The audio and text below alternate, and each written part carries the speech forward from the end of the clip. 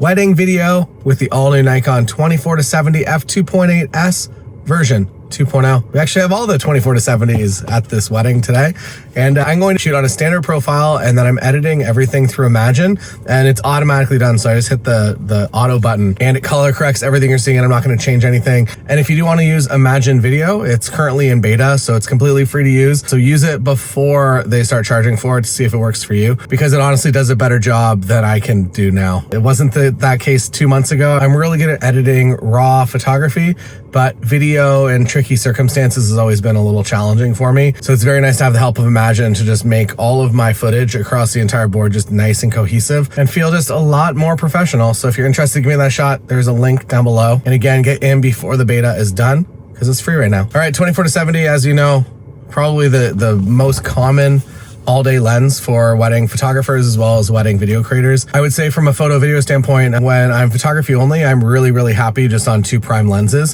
When I'm doing video, I actually prefer to have a zoom lens, so I have a little more variety. Sometimes that lens is a Tamron 35-150, or sometimes it was the original Z series 24-70, which I loved a lot. And if you are considering this lens versus the original Z series 24-70 for video, I would say we got most of the upgrades. The autofocus motors in here are crazy fast. They come from the big telephoto lenses with a lot of glass to move. And one noticeable upgrade for me, so the autofocus was always fine. I had no complaints that it wasn't fast enough.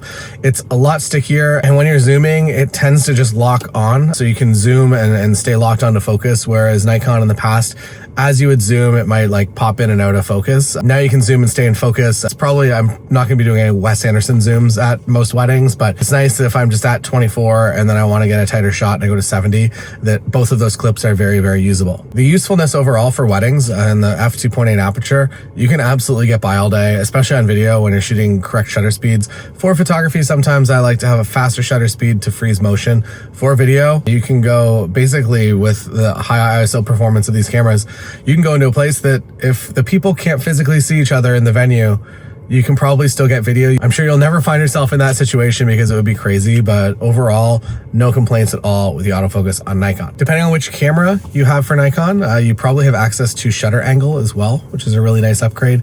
With the Red acquisition, I feel like Nikon's obviously focusing a lot more on video, and it's very cool to see how fast Nikon has just focused on the video side of things. So if you are a photographer, you're still getting these upgrades, but I would say a lot of the products that Nikon is generating now are a lot more geared to video. Other very nice things, if you want to put this on a gimbal, the center of gravity, I don't think it moves at all. If it moves, it's very subtle. I had this on the DJI RS4 Mini and it worked really well. This 24-70 also weighs a little bit less than the original one, and it obviously doesn't extend internal zoom. It's really nice. Front filter, 77. Which is nicer than 82. 82 is just a big front element. 77 will save you some money when it comes to variable ND filters. Other nice upgrades for video, click on and off. So this is new to Nikon. I think this is the first lens that has it. You can just add the click aperture. So you have your 2 options, click, not click. And then on the other side, another useful thing that I use a lot in video is the autofocus manual focus switch here. And it's very conveniently placed right on your finger. So if somebody's walking in front of the scene and you know that your autofocus is going to stick to them, that you can just quickly bump into manual focus. So that person or that object passes through without a problem. You also have buttons. So you have 2 buttons up here. I personally don't use those. I'm sure there's lots of useful things that you can use them for. Someone in the comments on the initial release video I did of this lens said that they set their aperture ring to be exposure compensation, so maybe that's helpful for you. For a wedding day, I feel like I want to lock everything down as best I can, but if I'm out traveling and something that has a little less risk, I'm pretty happy to run something maybe with auto ISO or some sort of auto exposure.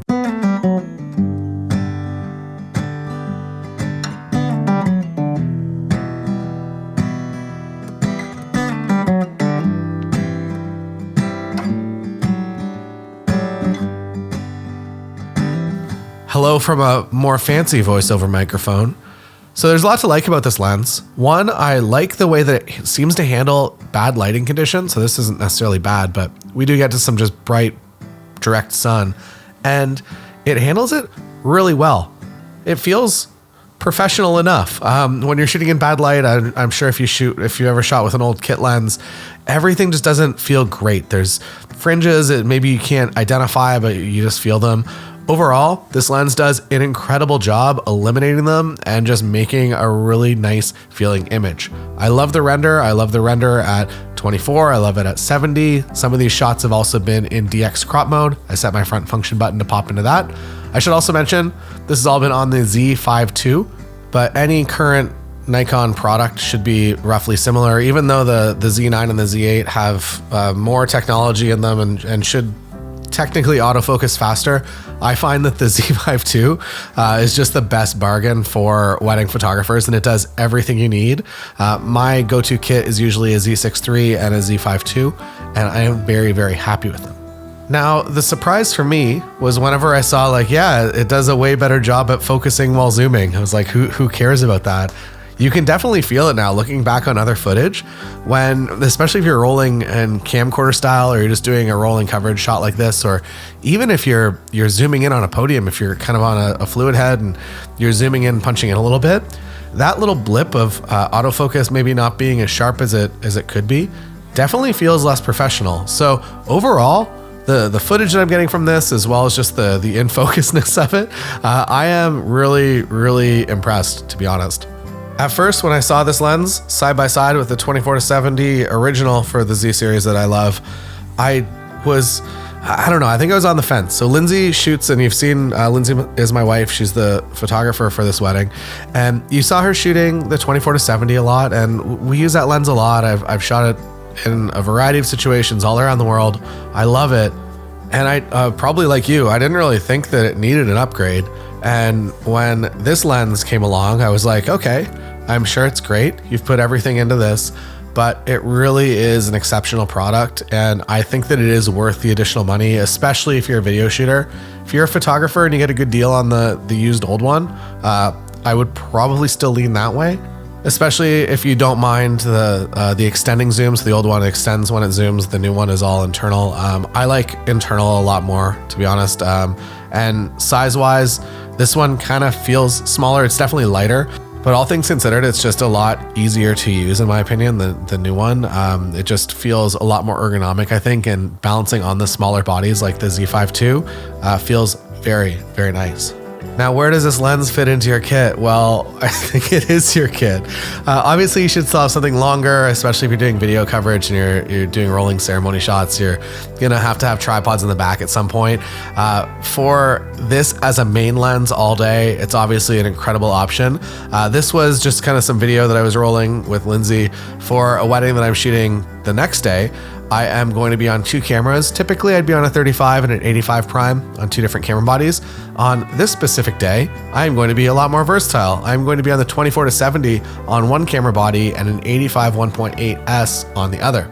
This essentially gives me the best of all worlds. That it gives me the versatility of a 24-70, but it also gives me just the general beautifulness of an 85 1.8 when shot at 1.8. And when it comes to speeches and somebody at a podium, usually 85 is my go-to as well. And sometimes I'm even cropped into APS-C crop mode as well to get a little bit more reach out of it. And can you shoot an entire wedding on those two lenses? Yes. Can you shoot an entire wedding on this lens? Also yes. There it is, 24-70 f2.8S version 2. Really, really happy with this lens. And I would say optically, I love the old one, but I am pretty confident that it's gonna stand up to the same quality. They got all the coatings on here. You can't see them because I have a lens cap on, but they basically put everything, they threw everything at this lens. This is just a flagship level lens, all things considered, and I am excited to see future lenses that come in the same package, different focal lengths, but hopefully the same package that we're seeing with this lens. Again, if you do want to get the auto color correction with Imagen, link down below, get in on the beta before it's not free and see if it works for you, because it's a really, really cool system and it's honestly a better colorist than I am. So happy to have the AI support with that. And maybe more than that, just to add a lot more consistency to my wedding films in a very, very easy way. I do both photography and video at most weddings, and now color correction for photography and video. Really, really easy.